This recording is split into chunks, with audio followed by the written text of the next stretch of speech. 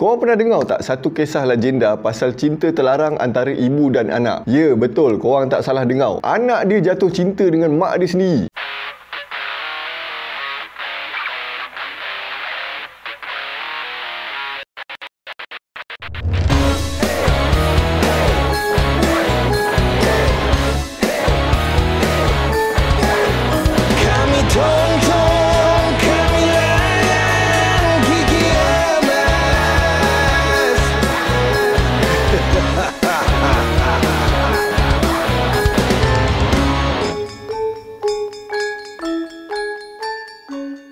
Assalamualaikum dan salam Melaka bersejarah. Dulu kan, dalam tahun 2016 sampai 2018, masa aku berniaga dekat kilang Infineon, aku adalah berkawan dengan awet-awet Indonesia. Ada satu hari ni, aku keluar lepak dengan awet Indonesia ni. Tak silap aku, masa tu aku tengok wayang cerita Ada Apa Dengan Cinta 2. Lepas tengok wayang tu, kita orang lepak minum. Borak le pasal Indonesia, Jawa dengan Yogyakarta. Sebab dia daripada Yogyakarta. Disebabkan dia tahu aku suka sejarah, dia ada share dekat aku satu urban legend Indonesia ni. Aku tertarik dengan cerita tu. Sampaikan aku cari movie Indonesia tahun 90-an tau, nak tahu cerita tu punya pasal. Jadi hari ni aku tergerak hati nak kongsi cerita pasal kisah legenda daripada Indonesia ni. Untuk penonton Indonesia, aku rasa korang semua memang dah tahu sangat dah cerita ni. Ni aku ceritakan dekat penonton Malaysia yang mungkin tak tahu lagi pasal kisah ni. Kalau ada tersalah atau tersilap dekat mana-mana, nanti korang betulkan dekat ruangan komen. Tajuk cerita aku hari ni ialah sebuah legenda daripada Indonesia, iaitu legenda Sangkuriang. Legenda Sangkuriang ni berasal daripada Jawa Barat. Pada asalnya, kisah ni diturunkan daripada mulut ke mulut, daripada generasi ke generasi. Lepas tu, kisah ni ditulis buat kali pertama dalam rekod bertulis bahasa Sunda kuno daripada Bujangga Manik yang travel pusing tanah Jawa dengan Bali untuk melawat tempat-tempat suci agama Hindu. Rekod ni dituliskan dekat daun pokok tal atau pokok lontar atau pokok siwalan yang banyak dekat Pulau Jawa, Madura, Bali dan beberapa kawasan dekat kepulauan Indonesia. Daun pokok tal ni famous digunakan sebagai bahan penulisan masa abad ke-15 dan ke-16 Masihi. So, sekarang aku nak ceritakan kisah legenda ni dekat korang semua. Kisahnya bermula dengan sepasang dewa-dewi yang ada buat kesalahan dekat kayangan. Kemudian dihukum turun ke bumi sebagai haiwan. Dewa tu asalnya lelaki kacak. Kemudian menjadi seekor anjing jantan bernama Situmang. Dewi tu pula asalnya perempuan cantik. Dijadikan seekor babi hutan betina yang bernama Celeng Wayung Hyang. Nak jadikan cerita, ada seorang raja bernama Sungging Perbangkara pergi buru binatang. Lepas dah lama memburu tu, raja tu nak buang air kecil. Jadi, raja tu buang air kecil dalam satu tempurung kelapa. Lepas tu pula sambung memburu lagi. Lepas tu muncul pula seekor babi hutan betina, iaitu Celeng Wayung Yang ni tadi. Tengah berjalan dekat dalam hutan nak cari mata air sebab dia haus. Masa tu matahari terik gila babi.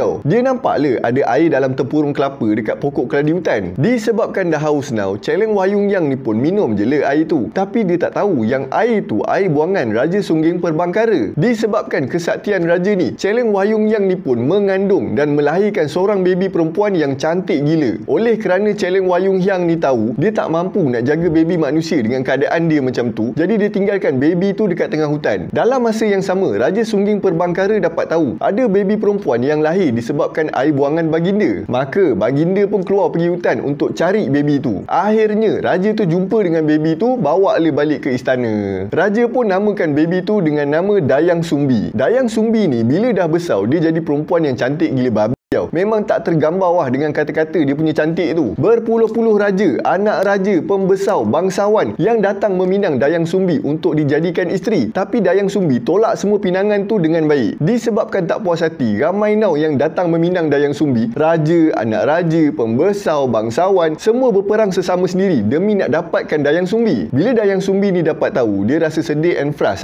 pasal dia semua orang berperang sesama sendiri. Maka Dayang Sumbi minta izin ayah dia, Raja Sungging Perbangkara, untuk mengasingkan diri. Raja pun izinkan Dayang Sumbi asingkan diri dekat satu bukit ni, dan dia bagi seekor anjing untuk teman Dayang Sumbi. Anjing tu Situmang. Disebabkan bosan tak ada nak buat apa, Dayang Sumbi banyak habiskan masa tenun kain. Nak jadikan cerita lagi, ada satu hari masa Dayang Sumbi tengah tenun kain, tempat tenunan dia tu, atau versi lain kata jarum, ada yang kata kain tenunan tu sendiri jatuh ke bawah. Entah kenapa, Dayang Sumbi rasa malas now nak ambil barang tu. Jadi tanpa dipikir panjang, Dayang Sumbi pun ucapkan, sesiapa yang ambil barang yang jatuh tu, kalau dia lelaki, aku akan jadikan suami. Kalau dia perempuan, aku akan jadikan saudara. Tapi tanpa disangka-sangka, yang kutip barang tu dan bagi balik dekat Dayang Sumbi ialah si Tumang. Terperanjat Dayang Sumbi. Tapi itulah dah terlajak kata, apa lagi boleh buat, terpaksa le tunaikan janji. Maka Dayang Sumbi pun balik ke istana dan ceritakan apa yang dah berlaku dekat Raja Sungging Perbangkara. Raja Sungging Perbangkara memang tak setuju. Wah, gila kau, siapa nak menantu anjing siap. Tapi Dayang Sumbi berkeras juga sebab dia kata ini sumpah dia kena tunaikan juga. Jadi Raja Sungging Perbangkara pun perintahkan Dayang Sumbi keluar dan duduk dekat hutan sebab baginda malu ada menantu seekor anjing. Maka Dayang Sumbi pun pergilah duduk dekat hutan dengan si Tumang. Ada satu malam ni, masa bulan mengambang, si Tumang ni menjelma dalam bentuk asal dia, iaitu dewa yang kacak. Dayang Sumbi ni tak tahu pun yang si Tumang ni asalnya dewa yang kacak. Jadi malam tu dia ingat dia tengah mimpi berasmara dengan dewa yang kacak. Senang cerita, dia ingat dia tengah mimpi basah le, padahal benda tu memang betul-betul jadi. Si Tumang ni pula boleh jadi bentuk asal masa bulan mengambang je. Bila dah habis bulan mengambang, dia jadi anjing jantan balik. Lepas tu Dayang Sumbi pun mengandung dan lahirkan seorang anak lelaki. Dayang Sumbi namakan anak lelaki dia dengan nama Sang Kuryang. Beberapa tahun lepas tu, Sang Kuryang pun membesar jadi remaja yang kacak. Dan daripada kecil, Sang Kuryang ni dah belajar buru binatang sampai dia dah jadi expert hunter lah. Setiap kali Sang Kuryang ni pergi buru binatang, si Tumang akan follow teman dia. Tapi Sang Kuryang tak pernah tahu pun yang si Tumang tu bapak dia. Nak jadikan cerita lagi, ada satu hari ni Dayang Sumbi ni teringin nak makan hati rusa. Jadi dia suruh Sang Kuryang ni pergi dapatkan hati rusa dekat dalam hutan. Punya lama dia cari, tak jumpa-jumpa juga dengan rusa. Tiba-tiba melintas seekor babi hutan betina yang gemuk dekat depan Sang Kuryang. Sang Kuryang pun suruhlah si Tumang ni kejar kan. Tak dapat rusa, dapat babi pun jadilah. Si Tumang ni buat tak tahu je sebab babi hutan tu challenge Wayung Yang, saudara si Tumang ni tadi. Takkan dia nak bunuh saudara sendiri kan. Sang Kuryang pun pelik juga, apa hal si Tumang ni tak dengar cakap pula ini hari. Dia pun tarik anak panah dia ke arah si Tumang. Konon nak takut-takutkan le. Tapi secara tak sengaja, anak panah tu terlepas, kena le si Tumang, terus mati member. Sang Kuryang dah menyesal gila lah sebab dah terbunuhan si Tumang ni. Dalam masa yang sama, dia pun fikir pasal hati rusa yang mak dia nak tu. Jadi dia pun belah badan dan ambil hati si Tumang ni dengan harapan mak dia tak tahu le tu bukan hati rusa. Sampai je dekat rumah, Sang Kuryang pun bagi hati si Tumang ni dekat mak dia. Dayang Sumbi pun ingat betul le tu hati rusa. Dia pun masak hati tu buat lauk makan malam. Masa makan tu, Sang Kuryang dengan Dayang Sumbi pun makan hati tu. Bukan main berselera lagi. Tiba-tiba Dayang Sumbi ni terfikir something tau. Dia pun tanya Sang Kuryang, mana pergi si Tumang? Kenapa dia tak ada dengan kau? Wahai anakku. Sang Kuryang pun malas nak menipu lagi. Dia pun bagi tahu le, hati yang mak dia makan tu hati si Tumang, bukan hati rusa. Noh, Rokiah terkejut member. Dayang Sumbi pun mengamuk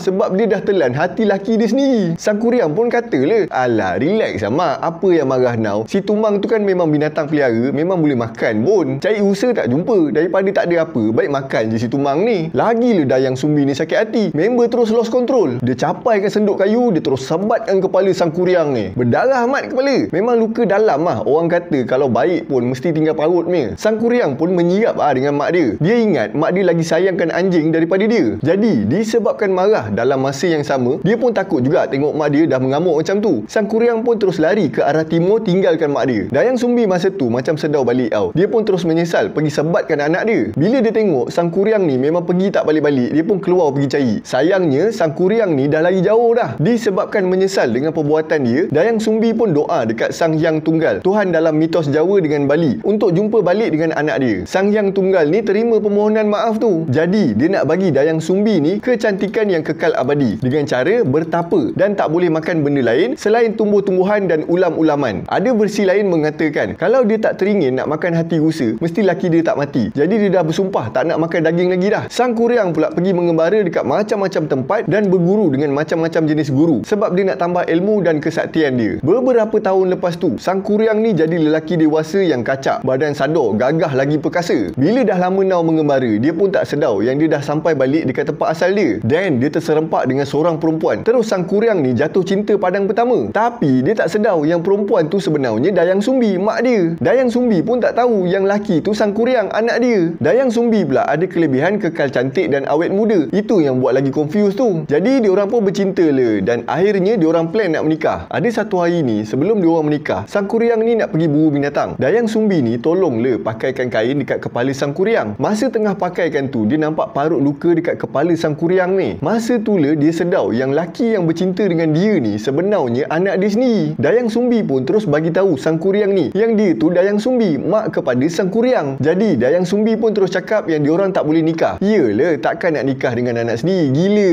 Tapi Sang Kuryang ni tak percaya. Member pun dah bernafsu tengok muka Dayang Sumbi ni cantik gila. Jadi Sang Kuryang tak peduli, mak tak mak, dia tetap nak nikah dengan Dayang Sumbi. Disebabkan Dayang Sumbi ni tengok dak Sang Kuryang ni tak nak mengalah, dia pun datang satu akal. Dia letakkan syarat yang paling mengarut dekat Sang Kuryang kalau nak kahwin dengan dia. Kira macam Puteri Gunung Ledang letak syarat le dekat Sultan Mahmud Shah kalau nak kahwin dengan dia. Dayang Sumbi minta Sang Kuryang buatkan satu tasik daripada air Sungai Citarum. Lepas tu buatkan satu perahu besar dekat tengah-tengah tasik tu. Dua-dua barang ni kena siapkan sebelum pagi esok. Disebabkan member dah hanyut dalam dunia cinta dia tak ada fikir panjang, dia terus on je. Sang Kuryang pun pergi hutan dan tebangkan satu pokok yang gila babi punya besar untuk dijadikan perahu. Bahagian tunggul pokok tu dikatakan membentuk gunung Bukit Tunggul. Dahan-dahan pokok tu pula dikumpulkan dekat satu tempat. Sekarang dah jadi gunung Burangrang. Sang Kuryang ni pun bukan bodoh now. Dia tahu dia tak boleh nak siapkan dua benda ni sebelum pagi kalau dia seorang. Jadi dia seru semua makhluk halus dekat situ untuk tolong dia siapkan perahu tu. Bila dah dapat pertolongan, Sang Kuryang pun nak jadikan Sungai Citarum yang deras nak mati tu jadi tasik. Bila Dayang Sumbi tengok yang Sang Kuryang ni macam dapat siapkan permintaan dia pun risau lah, sebab dia memang tak nak menikah dengan anak dia sendiri. Jadi Dayang Sumbi pun pasang niat nak sabotaj kerja Sang Kuryang ni. Dia pun berdoa dekat Sang Hyang Tunggal. Lepas dah doa tu, Dayang Sumbi dapat ilham macam mana nak sabotaj kerja Sang Kuryang ni. Dia ambil kain putih yang dia tenun tu, dia bentangkan dekat atas bukit. Pantulan cahaya daripada kain tu dah menghasilkan cahaya macam nak tunjukkan waktu subuh dah nak sampai. Disebabkan cahaya subuh yang fake tu, ayam jantan pun berkokok sebab dia ingat hari dah nak siang. Bila dengar ayam dah berkokok, semua makhluk halus yang tengah buat kerja ni terkejut